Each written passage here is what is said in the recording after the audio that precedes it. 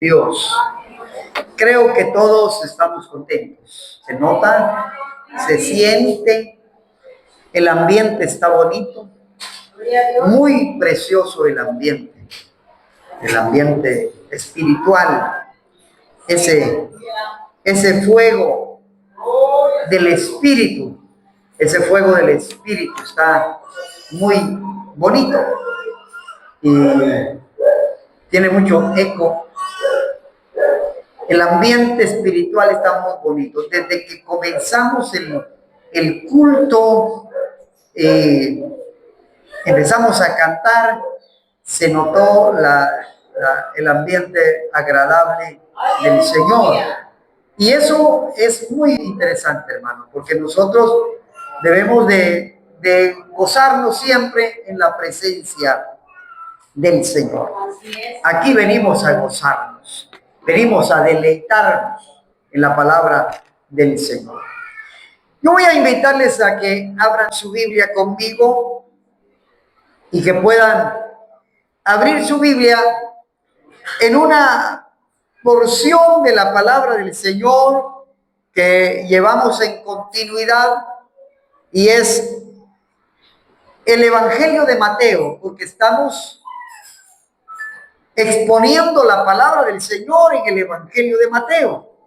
Entonces, abra su Biblia conmigo y vamos a ubicarnos en Mateo capítulo 18. Nos toca hoy el capítulo 18 y vamos a utilizar el versículo 15. Es el que vamos a utilizar, 15 al 22. Puede usted ponerse de pie. Puede usted abrir su Biblia, ubicar la lectura. Cuando usted lo tenga, diga un amén. Muy bien. Leemos la palabra del Señor en esta preciosa hora. Ya todos tenemos la lectura, porque debemos estar preparados para la lectura, para que todos vayamos con la lectura esta noche. Dice así: por tanto, si tu hermano peca contra ti, ve y repréndele, estando tú y él solos. Si te oyere, has ganado a tu hermano. Mas si no te oyere, toma a un testigo, a uno o dos, para que en boca de 2 o 3 testigos conste toda palabra. Si no los oyere a ellos, dilo a la iglesia. Y si no oyere a la iglesia, tenle por gentil y publicano. De cierto os digo, que todo lo que atéis en la tierra será atado en el cielo, y todo lo que desatéis en la tierra será, ¿qué dicen?, desatado en el cielo. Otra vez os digo, ¿ya?, que si 2 de vosotros se pusieren de acuerdo en la tierra acerca de cualquier cosa que pidieren, le será hecho por mi Padre que está en los cielos. Y de ahí leemos el verso 20. Porque donde están 2 o 3 congregados en mi nombre, ahí estoy yo en medio de ellos. Entonces se le acercó Pedro y le dijo: Señor, ¿cuántas veces debo perdonar a mi hermano que peca contra mí? ¿Hasta 7? Jesús le dijo: no te digo hasta 7, sino hasta 70 veces 7. Aleluya. Pueden sentarse.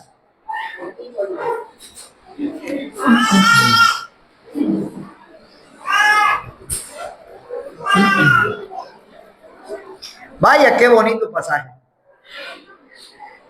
Es uno de los pasajes que a mí me llaman la atención cada vez que lo he leído. Y en algunas ocasiones lo he predicado. Sí, lo he predicado varias veces, pero ya las veces que lo he hecho, siempre hay cosas nuevas, interesantes, que me llaman la la lectura de la palabra del Señor. Que al momento de estar leyendo, cada vez que uno lee la palabra del Señor, pasa el tiempo y vuelve a leer, pasa el tiempo y vuelve a leer, pero cada vez que uno lee la palabra del Señor, todas las veces que la leo, siempre encuentro cosas nuevas. Así es que como aquel que dice el texto, ¿verdad? El texto de la palabra que dice, como aquel que busca el tesoro, que cada vez que escarba, busca, se emociona y cuando encuentra, pues sabe que hay algo ahí que le llama la atención, que va a llenar su corazón. Así es la palabra de Dios.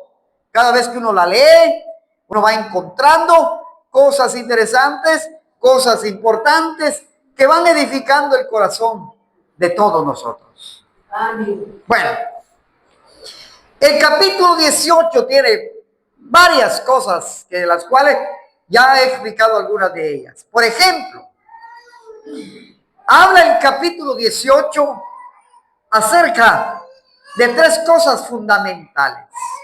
Uno, lo que realmente debe ser la actitud de nosotros para los hermanos débiles, pequeños en la fe o débiles en la fe. La otra cuestión interesante en el capítulo es también acerca de la importancia que tiene, en este caso, aquel que se extravía, aquel que se va, aquel que se aleja. Para Jesús, para Dios, es importante. Y aquí es donde yo siempre digo que Jesús en muchas ocasiones no entendían el mensaje de Jesús. Y basta con un ejemplo claro aquí. Pedro preguntándole, Señor, ¿y cuántas veces debo perdonar a mi hermano? Y él propone la cantidad, ¿hasta 7? Él hace la pregunta, él da la respuesta y quiere que Jesús le afirme y quiere que Jesús le diga. Y Jesús le hubiese dicho, Pedrito, sí está bien, 7 me parece bien. Yo creo que 7 es el número perfecto para perdonar 7 veces a un hermano que peca contra ti, que te ofende. Jesús le dice, no, Pedro, estás equivocado, no son 7, son 70 veces 7. Entonces alguien dirá, entonces son 490 veces que debo perdonar, si hace la multiplicación. Entonces son 490 veces que debo perdonar a alguien que peca contra mí, a alguien que me ofende. Tampoco es eso. Tampoco es así. No son 490 veces. Aunque nosotros le busquemos al texto muchas veces, queramos alegorizar el pasaje, como siempre lo he dicho, muchas veces sacamos de contexto el mismo texto, lo sacamos de contexto. Y aplicamos pensamientos, ideas que no tienen nada que ver o que no dice el texto. Y queremos que el texto diga lo que nosotros pensamos, lo que nosotros creemos. La importancia de perdonar.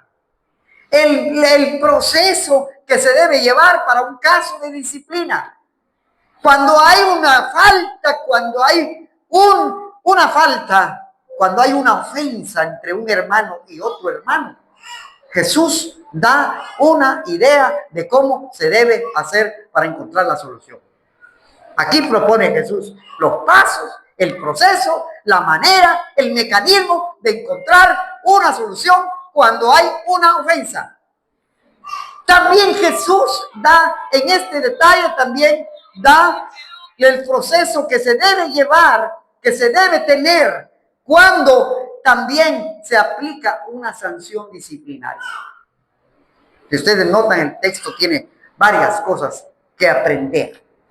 Y el otro detalle importante que también nosotros mismos hemos sacado de contexto el pasaje es que aplicamos muchas veces la expresión donde 2 o 3 estén congregados en mi nombre, en medio estoy yo. Eso lo dijo Jesús. Fueron sus palabras. Y nosotros lo sacamos de contexto. Y decimos para justificar inasistencia, para justificar unos 2 o 3 que vienen al culto. Decimos si hay 4, si hay 5, en el culto, justificamos con este pasaje y decimos, hermanos, hablemos más de la promesa. La palabra dice, donde 2 o 3 están congregados en mi nombre, en medio está el Señor. Así es que el Señor está aquí. Lo sacamos fuera de contexto. No tiene nada que ver la asistencia de 3, 4, 5 en el culto. No tiene nada que ver el número que hay en el culto para ver si la presencia de Dios está ahí. ¿Dónde realmente está la presencia de Dios? Cuando Jesús quiso decir, ¿dónde está Él? Cuando Él dijo, donde 2 o 3 están congregados en mi nombre, en Él no estoy yo.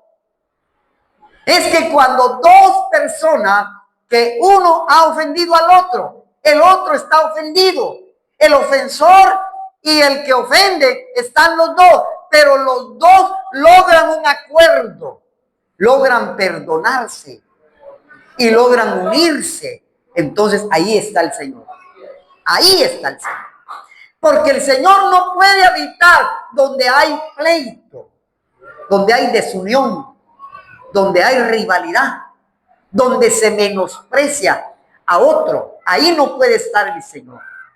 Donde el creyente que es maduro y que es grande supuestamente en la fe, aunque no hay grandes ni maduros tanto en la fe, así como nosotros queremos verlo, y que menospreciamos al débil, al sencillo, al humilde, al que está recién o al que todavía no ha logrado alguna madurez espiritual, donde hay alguien que se cree superior, donde hay alguien que se cree más espiritual que otro, ahí tampoco está el Señor, porque el Señor se agrada cuando todos somos y estamos en el mismo nivel. Pastor, diácono, líderes, todos los que estamos aquí esta noche reunidos, si todos estamos en el mismo nivel espiritual, si todos tenemos el mismo nivel de sentimiento, si todos estamos en la misma unidad, si todos estamos en el mismo sentir, si no hay nadie que se crea más, ahí está el Señor. Ahí está el Señor. El Señor no puede habitar donde hay pleitos, donde hay desuniones, donde hay divisiones. Ahí no puede habitar el Señor. El Señor está fuera de esas desuniones, de esos pleitos, de esas divisiones de la iglesia. Muchas veces nosotros hemos caído como iglesia en esos serios problemas, en que hemos hecho, tal vez en algunas ocasiones, hemos menospreciado a un hermano que está débil en la fe, que ha caído, que ha fracasado. Y nosotros lo hemos menospreciado, nosotros no lo hemos restaurado, nosotros no lo hemos ayudado, nosotros no lo hemos levantado, nosotros no lo hemos encaminado al camino correcto, sino que al contrario hacemos leña de él o de ella. Ahí no puede estar el Señor. Ahí no puede estar el Señor. Oiga lo que dice el pasaje. Comencemos a leer de nuevo el pasaje para ir entendiendo algunos detalles del pasaje. El título que Reina Valera le pone a esta parte, a esta porción, yo siempre he explicado que ese título que tiene las Biblias, las traducciones, no son inspiradas, ¿ya? Esos son títulos de los traductores. Pero bueno, me parece muy bien el título que tiene. ¿Cómo se debe perdonar al hermano? ¿Cómo? ¿Cómo se debe perdonar? Fíjense que leyendo el pasaje, me estaba recordando de hace muchos años. Yo tuve la oportunidad de participar en algunos cursos intensivos sobre resolución de conflictos. Resolución de conflictos. Hace mucho tiempo, trabajando en una organización, pues nos dieron alguna capacitación sobre técnicas de resolución de conflictos. ¿Cómo se deben manejar los conflictos? Nosotros no estamos exentos como iglesia, que dentro de la iglesia surjan conflictos. Nosotros no estamos vacunados para que no existan conflictos en la iglesia. A veces, miren hermano, a veces surgen conflictos en la iglesia de cosas tan simples que pueden ser bien manejables o manejables sencillamente. A veces surgen conflictos entre la membresía de una iglesia que pueden ser fácilmente tratados o bien llevados o bien conducidos, y a veces los pequeños problemas o las pequeñas dificultades con uno y con otro, con una pareja de hermanos, con un hermano y una hermana, a veces una dificultad se convierte en un gran problema, y ese gran problema involucra a toda una congregación. No estamos exentos, no estamos vacunados para eso. Como humanos estamos inmersos en la situación de que como humanos somos problemáticos y tenemos toda una serie de problemas por nuestros caracteres. El carácter mío no es igual al de hermana Marta, no es igual al de hermano Carlitos, no es igual al de hermana Auri. Cada quien tiene su propio carácter, su propia identidad. ¿Cómo lidiar con esos caracteres? ¿Cómo lidiar con esas situaciones? Bueno, la Biblia da los mecanismos, la Biblia da los detalles. El apóstol Pablo propone que debemos de aguantarnos, de soportarnos unos a otros, que debemos ser humildes, que debemos practicar la unidad como vínculo de la paz. El apóstol Pablo da líneas, cómo debe ser nuestra actitud por el bien de Cristo, porque la unidad de Cristo es lo que debe prevalecer, no mi carácter. Quizás mi carácter a algunos no les va a gustar o no les gusta. Quizás se incomodan con mi carácter, con mi forma de ser. Quizás tengo un carácter un poco tal vez no aceptable para algunos. Y algunos pueden también tener lo mismo que yo puedo sentir, que no me gusta, que no me agrada. Pero yo debo aprender a lidiar con cada uno de estos, llevando el paso bíblico, tomando el paso de la Biblia, tomando las porciones de la Biblia que me indican cómo debo comportarme. Ahora, cuando surja un conflicto, cuando surja un problema, cuando haya una dificultad entre un hermano y un hermano, entre dos personas en la iglesia, dice el pasaje: por tanto, si tu hermano peca contra ti, oiga bien cómo dice el pasaje, si tu hermano peca contra ti, diríamos de otra manera, por tanto, si tu hermano te ofende, por tanto, si tu hermano está con problemas contigo, por tanto, si tu hermano ha hecho o ha provocado que haya una separación entre tú y él, ¿cuál es el mecanismo? Primero, la primera manera de poder solucionar un conflicto entre dos personas cristianas, entre dos creyentes, entre dos personas que conocen la palabra, entre dos personas que viven el evangelio, la solución primaria, el primer paso es buscarlo. Busca a la persona que te ha ofendido. Dice el Señor: ve y repréndele estando tú y él solos. Ese es el primer paso. Sin que nadie se dé cuenta, sin que nadie lo sepa. No le cuente a nadie que alguien le ha hecho alguna ofensa a usted. No pida consejo primero. Aún todavía no es para pedir consejos. Si alguien lo ha ofendido, si alguien ha sido motivo de ofensa, el primer paso que el Señor propone: ve y búscalo y repréndele. La palabra repréndele aquí no significa ve y regáñale, ve y dile un montón de cosas. No. Ve y hazle ver cuál es la situación que pasó. ¿Por qué está enemistado contigo? ¿Cuál fue el problema? Ve y repréndele estando tú y él solos. Ahora, mire qué dice el siguiente párrafo. Si te oyeren, ¿qué dice? Has ganado a tu hermano. Si ahí está la solución, lo buscó, le hizo ver el problema que le ocasionó la dificultad entre usted y su hermano o su hermana, y si él lo oyó o ella lo oyó y se disculparon, se perdonaron, se abrazaron, ahí terminó el problema. Ahí acabó todo. Y nadie más lo debe saber. Solo usted y su hermano. Ese es el primer paso. Mas si no te oyere, ahí viene el segundo paso. Mas si no te oyere, toma a uno aún contigo, a uno o dos, para que en boca de dos o tres testigos conste toda palabra. O sea, el siguiente paso es, si ya buscaste a tu hermano, si ya se pusieron de acuerdo, ya lo buscaste, ya hablaron del problema, ya hablaron cuál fue lo que ocasionó la dificultad, pero no se encontró una solución, o él no te quiso oír, o ella no te quiso oír, y no hubo ninguna solución de perdón, de reconciliación. Entonces, ahí viene el siguiente paso. Toma a uno contigo o a dos contigo y ve y trata el problema con tu hermano o con tu hermana.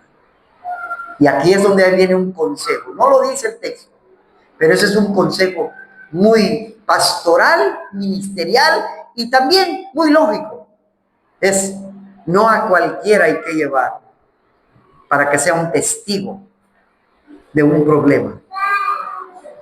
El testigo que vaya con usted o que vaya conmigo tiene que ser una persona madura espiritualmente.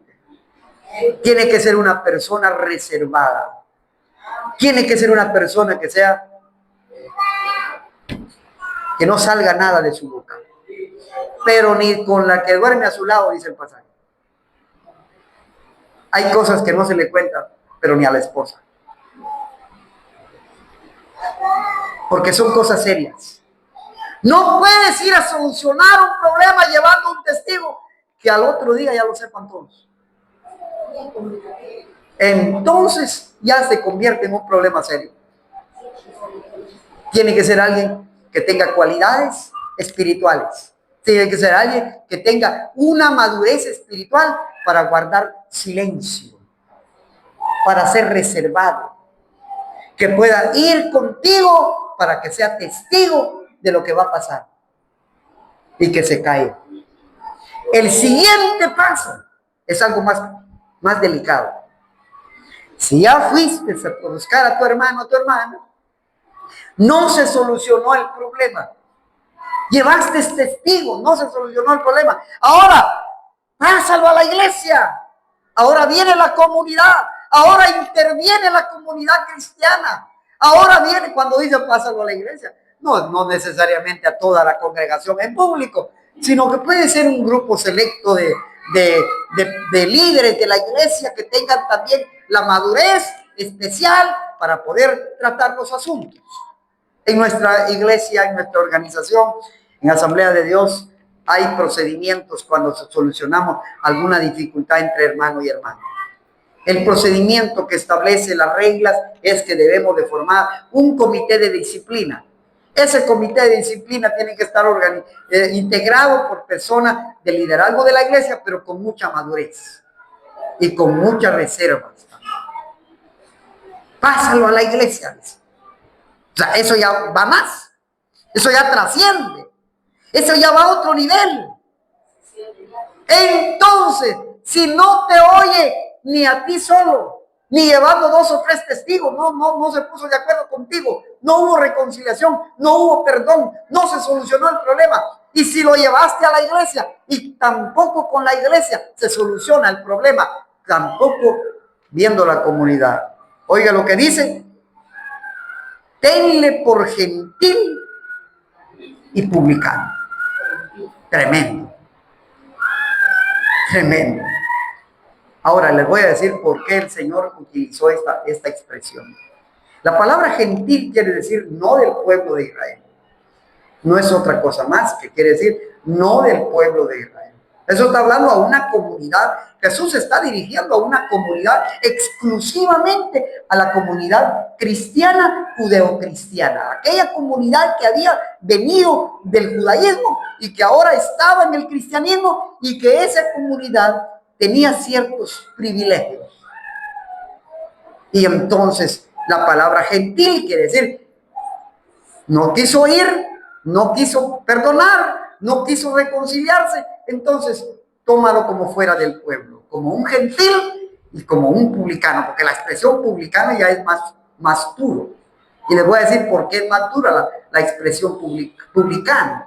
Porque un publicano era aquel que cobraba impuestos para el Imperio Romano. Un publicano era aquel que muchas veces judíos habían sido parte del andamiaje estructural del Imperio Romano, que cobraban los impuestos. Y a los publicanos les daban una cierta tarifa de cobro que tenían que pagar al mes, o digamos, a cierto tiempo. Y ellos llevaban una cantidad que tenían que recoger de impuestos. Pero ¿qué pasaba con los publicanos? Cobraban más, entregaban lo que tenían que dar, la cuota, como decimos nosotros, y se quedaban con el resto. En otras palabras, sí. Un publicano era aquel que se aprovechaba de su puesto, que se aprovechaba de la ignorancia de algunos o de la pobreza de algunos, de sus mismos hermanos, y que se hacía rico a costa de sus mismos hermanos. Por eso los publicanos no eran bien vistos, eran mal vistos. Entonces, Jesús, ¿qué quiere decir? Si no te oyen, ni a ti, ni a dos testigos, ni a la iglesia, tómalo como alguien que no es del pueblo de Dios. De cierto os digo que todo lo que atéis, aquí viene otro texto muy complicado también, muy complicado. De cierto os digo que todo lo que atéis en la tierra será atado en el cielo, y todo lo que desatéis en la tierra será desatado en el cielo. La importancia que le da Jesús en esta expresión, el poder que tiene la comunidad de fe, la iglesia. La iglesia tiene un gran poder. Lo que la iglesia determina, lo que la iglesia hace, tiene poder. Y este caso puede aplicarse en algunos casos. Aquí tal vez no se ha dado un caso. ¿Y sabe cómo se llaman estos casos en otras organizaciones? Yo los he visto. Se llaman casos de excomunión. Se excomulga a una persona, se le retira su membresía, y aquí en Asamblea de Dios también puede pasar eso. Cuando alguien es reincidente, cuando alguien es constante en los problemas y provoca problemas, dificultades, divisiones, y no se restituye, no se incorpora en el camino correcto, y puede ser que alguien que haya provocado tantas dificultades también puede llegarse a la excomunión, tal vez también puede llegarse a tomarlo como fuera. Y dice, lo que ustedes digan, dijo el Señor, dijo Jesús, lo que ustedes digan, lo que ustedes determinen, lo que ustedes dan, eso se va a determinar. Como que a la iglesia le da dando poder, a la comunidad le está dando un gran poder de decisión. Un gran poder de decisión.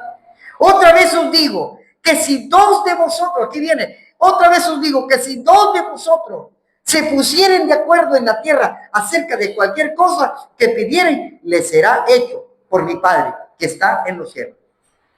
¿Qué está diciendo Jesús con esta expresión? No está diciendo, como dije al principio, que si dos llegan al culto, que si tres llegan al culto, entonces ahí voy a estar yo porque hay tres en el culto. No, lo que está diciendo Jesús, si dos ya se pusieron de acuerdo, tenían dificultad, tenían pleito, había problema, se habían separado, hubo una separación por una dificultad, pero si se lograron poner de acuerdo, ahí estoy yo. Ahí está mi presencia. Ahí estoy yo cuando hay unidad, cuando hay perdón, cuando hay reconciliación. Miren el valor que significa la reconciliación.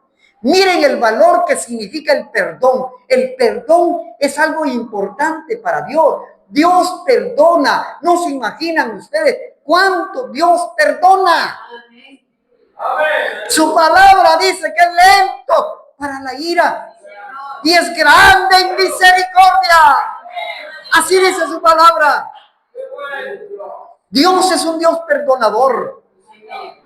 Oiga, entonces se le acercó Pedro y le dijo, Señor, ¿cuántas veces debo perdonar a mi hermano que peca contra mí?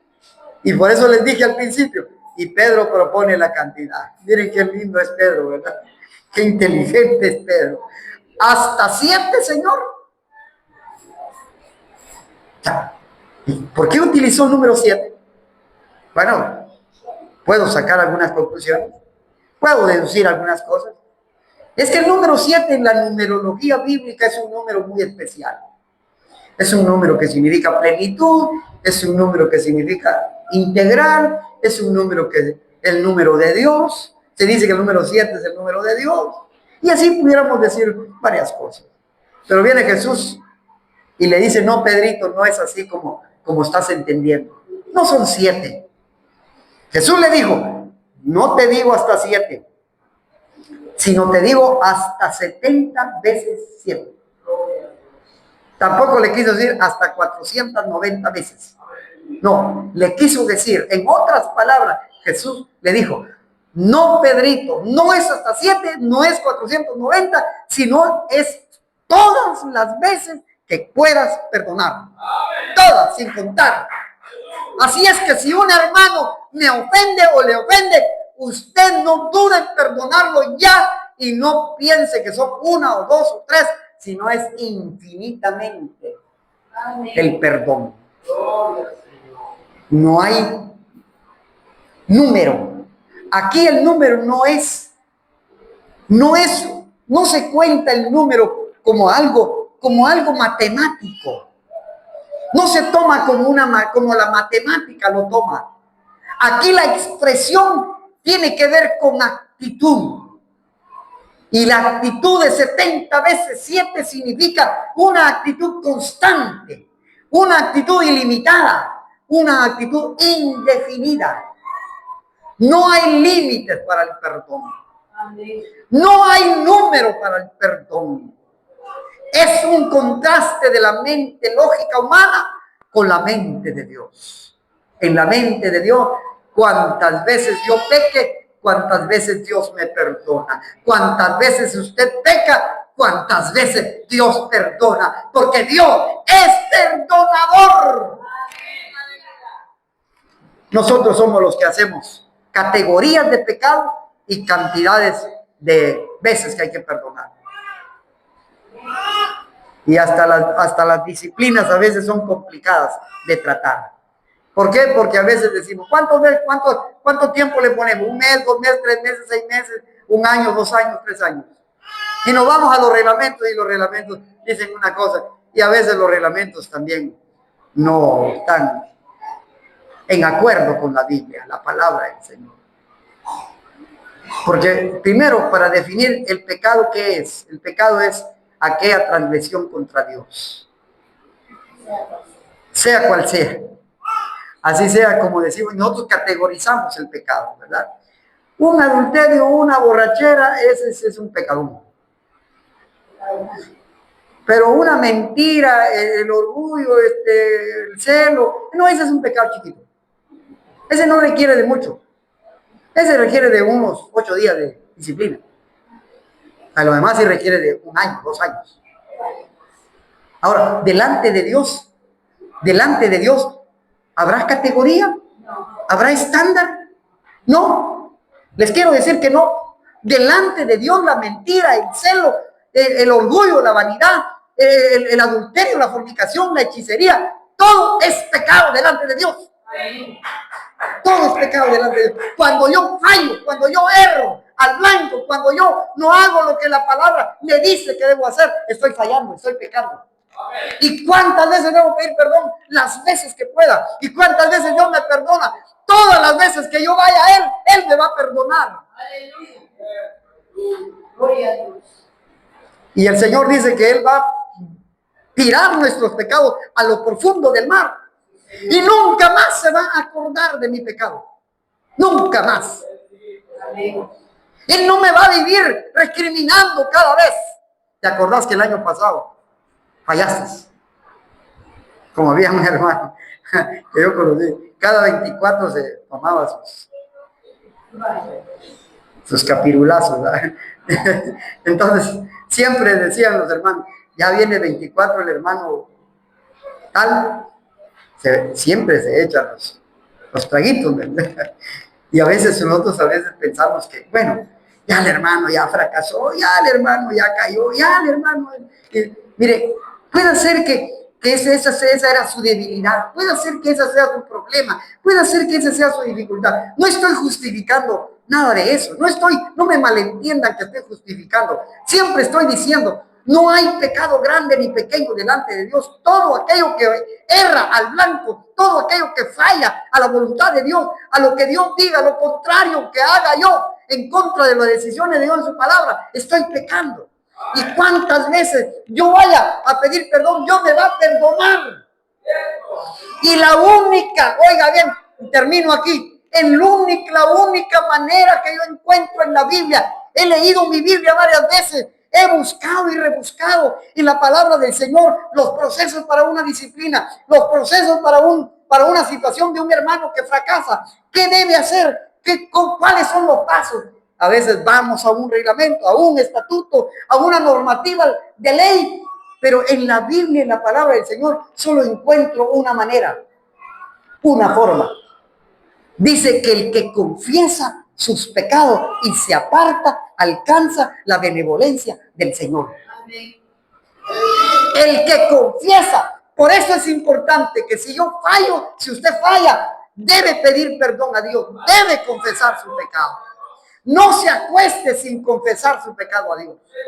Y sepa que si confiesa su pecado y usted se aparta, alcanza la benevolencia de Dios. Ya el proceso disciplinario de 1 mes, 2 meses, eso es humano. No va a tener privilegio, no va a participar de Santa Cena, se va a sentar en la última silla. En algunos casos hay iglesias que sí lo hacen. Se va a sentar en la última silla, no vamos. Eso ya son extremos, ¿no? Eso tiene que ser algo, eso es un extremo, son legalismos. La palabra del Señor solamente me da una razón. El que confiesa y se aparta, el Señor lo perdona. Eso es la palabra del Señor. Y no podemos más contra la palabra de Dios. Que Dios nos ayude y que Dios nos bendiga esta noche. Póngase de pie. Que Dios nos bendiga. Vamos a orar por su palabra. Amantísimo Dios que estás en los cielos, gracias te damos, Señor eterno, por tu palabra maravillosa, porque tú permites, Señor eterno, que podamos escuchar tu palabra, oír tu palabra, gozarnos en tu palabra, Dios.